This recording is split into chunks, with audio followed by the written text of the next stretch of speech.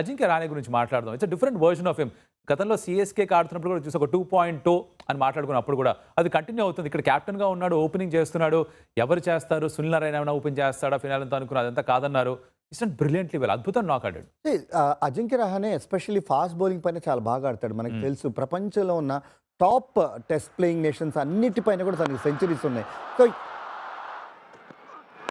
ఎంత ఎంత ఎంత వేగంగా వస్తే అంత వేగంగా ఆడతాడని మనకు తెలుసు.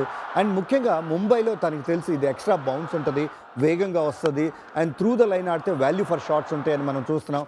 That is exactly he knows how to pace the innings. ఇక్కడ సూపర్ నాక్ ఆడాడు. ఇన్ఫ్యాక్ట్ నాకు అనిపించింది మేబీ ఒక 100 లోడింగ్ అన్నట్లుగా అనిపించింది the kind of knock that he he's played today. But ఇదే విధంగా కనుక కొనసాగితే మాత్రం ఇన్ఫ్యాక్ట్ వీళ్ళిద్దరు ఇలానే మంచి స్టార్ట్స్ కనుక ఇస్తే మాత్రం భవిష్యత్తు మ్యాచెస్లో డెఫినెట్గా వీళ్ళకి ఎన్నో గెలిచే అవకాశాలు ఉన్నాయి. ఓన్లీ థింగ్ ఏంటంటే వాళ్ళ కొద్ది గొప్ప షార్ట్ కమింగ్ ఏంటంటే బౌలింగ్ డిపార్ట్మెంట్ కొంచెం వీక్గా ఉన్నట్లుగా అనిపిస్తుంది నాకు.